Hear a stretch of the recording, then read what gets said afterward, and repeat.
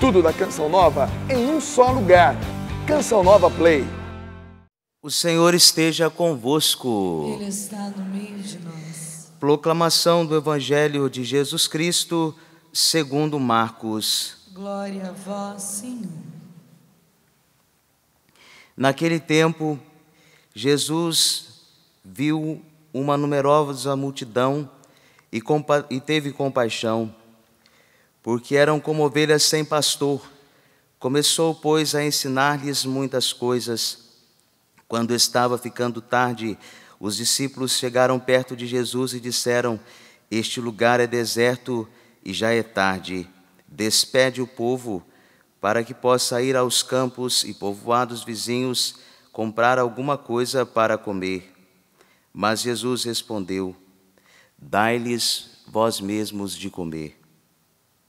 Os discípulos perguntaram: Queres que gastemos 200 denários para comprar pão e dar-lhes de comer? Jesus perguntou: Quantos pães tendes? E de ver. Eles foram e responderam: 5 pães e 2 peixes. Então Jesus mandou que todos se sentassem na grama verde, formando grupos. E todos se sentaram, formando grupos de 100 e de 50 pessoas. Depois Jesus pegou os 5 pães e os 2 peixes, ergueu os olhos para o céu, pronunciou a bênção, partiu os pães e ia dando aos discípulos para que os distribuíssem. Dividiu entre todos também os 2 peixes. Todos comeram, ficaram satisfeitos e recolheram 12 cestos, cheios de pedaços de pão e também dos peixes. O número dos que comeram os pães era de 5.000 homens. Palavra da salvação. Glória a vós, Senhor. Obrigado.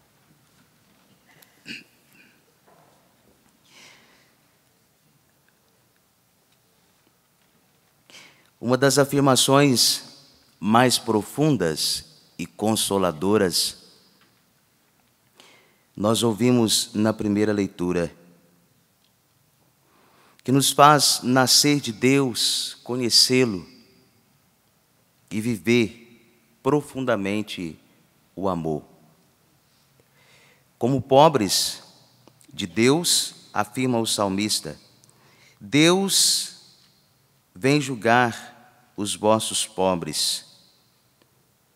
E o salmista diz: venha paz a todo o povo. E mais uma vez aparece a palavra pobre. Este rei defenderá os que são pobres, os filhos dos humildes salvará. Como pobres de Deus, ou seja, aquelas pessoas que sentem a falta de Deus e não esperam a salvação do próprio poder, da própria força, mas esperam que Deus virá para nos defender e Ele vai julgar a terra. João o Batista viveu como um pobre de Deus. Por isso, o evangelho que nós ouvimos hoje, após a sua morte violenta, como pobre de Deus, como aquele que dependia de Deus, que esperava a defesa que vem da presença de Deus, João, ele vai experimentar exatamente aquilo que é o favor de Deus para com os seres humanos. E todos nós poderíamos e devemos confiar neste poder, nesta força que vem de Deus. Aqueles que foram enviados por Jesus, após a morte de João Batista, estão agora retornando para contar tudo o que tinham feito e, ao mesmo tempo, tudo o que tinham ensinado. O Evangelho deixa uma chave de interpretação muito importante. Primeira coisa, se os discípulos de nosso Senhor Jesus Cristo saíram para alimentar o povo com a palavra para ensinar o povo, para catequizar o povo, qual era o conteúdo desta evangelização dos discípulos de nosso Senhor Jesus Cristo. Porque agora Jesus, ele vai alimentar a multidão com o alimento certo. Depois de receberem a palavra, depois de receberem os testemunhos, o povo precisava ser alimentado adequadamente. E quantos de nós somos alimentados de modo inadequado? Por exemplo, algumas pessoas são alimentadas por histórias que nunca chegarão ao término. Ontem uma pessoa me dizia, e foi muito providencial, aqueles romances que a pessoa cria e parece-me que coloca num livro de romance. E ela já deseja um final feliz.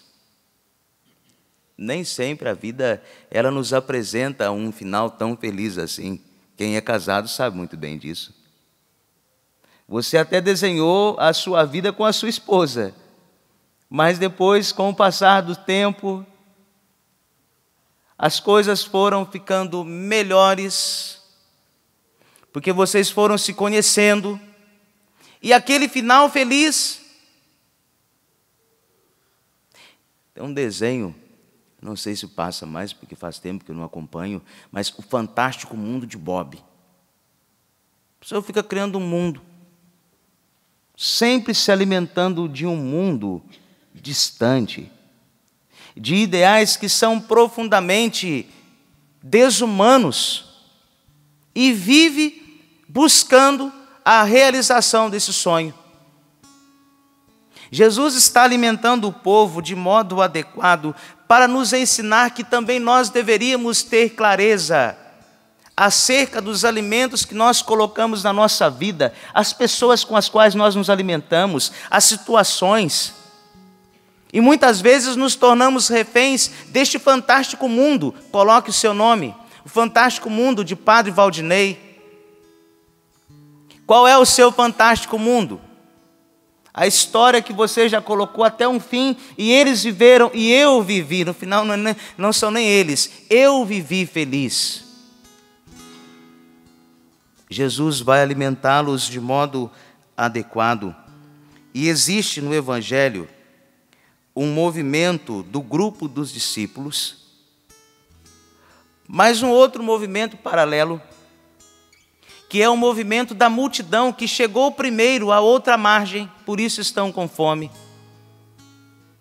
E lá Jesus se volta para os discípulos e diz: dai-lhes vós mesmos de comer. Olha a sabedoria de Jesus. Dai-lhes vós mesmos de comer. A quem você tem alimentado? A quem você precisa alimentar? Mas repito, com um alimento que é adequado. No banquete messiânico, Cristo não apenas dá o alimento, ele se dá em alimento, revela a sua identidade mais profunda, se compadece do povo, porque o povo estava como ovelhas, um povo disperso e abandonado, sem pastor. E Jesus agora assume o pastoreio, ele é o pastor, ele é o Senhor, que conduz às verdes pastagens. É Ele que nos leva ao repouso. É Ele que nos leva às águas mais profundas para saciar a nossa sede. E da cruz, Ele agora vai nos dizer: eis o alimento. O evangelho que nós ouvimos nos faz olhar para a cruz e ver no Cristo este pão partido e distribuído no deserto. Mas agora, Jesus continua se dando em alimento por meio da palavra, mas também por meio da Eucaristia. E nós precisamos nos alimentar adequadamente. Nós estamos passando por um deserto. E cada qual tem um nome para o seu deserto. Cada qual tem um nome para a sua situação, para a sua etapa de vida. E em todas as etapas, em todas as circunstâncias da nossa vida, Ele é o pão partido e distribuído. E de modo antecipado, Jesus está fazendo isso, esta refeição, o sinal do banquete eucarístico, este pão gratuito e misterioso. Eu gosto de contar uma história do livro Isto é Meu Corpo, do padre Raniero Cantalamessa. Diz que o menino estava na missa, como toda criança, andando para lá e para cá. Aí a hora do ofertório, o pai disse para o menino, olha a educação do pai, nós estamos na missa. O menininho ficou sentado do lado do pai. E num dado momento o pai percebeu que o filho começou a chorar. E chorava, chorava e chorava. Aí o pai esperou passar a missa. Quando saiu da igreja, o pai perguntou, por que você estava chorando tanto, meu filho? E o menino disse, não vês, papá, que lá estava alguém a se entregar por nós? O menino entendeu que quando o padre diz de modo misterioso,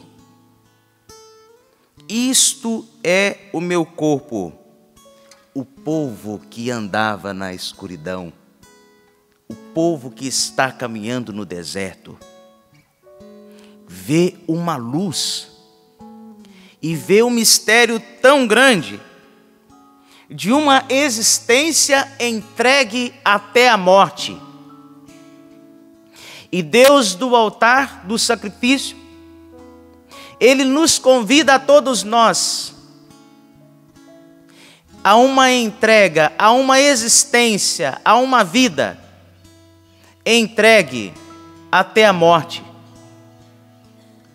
para que também nós sejamos alimentos vivos, com a palavra, mas também com atitude. E quantas vezes como padre eu me preocupo e fico perturbado, por perceber que eu procuro e busco alimentar do pão eucarístico, da palavra de Deus, mas nem sempre eu tenho o alimento adequado ao povo de Deus. Isso é uma angústia. Eu gostaria de ter sentado antes da missa com todos e cada um de vocês para ouvir as angústias de vocês e dar o alimento certo. Mas como eu sou incapaz, também eu vou entregar a minha existência no altar, juntamente com o pão e o vinho. E todos nós que estamos no santuário e aqueles que nos acompanham pelo Sistema Canção Nova são convidados a colocar no altar uma existência entregue até a morte, e morte de reticências. Cada qual vai morrer do seu jeito. Tudo da Canção Nova em um só lugar. Canção Nova Play.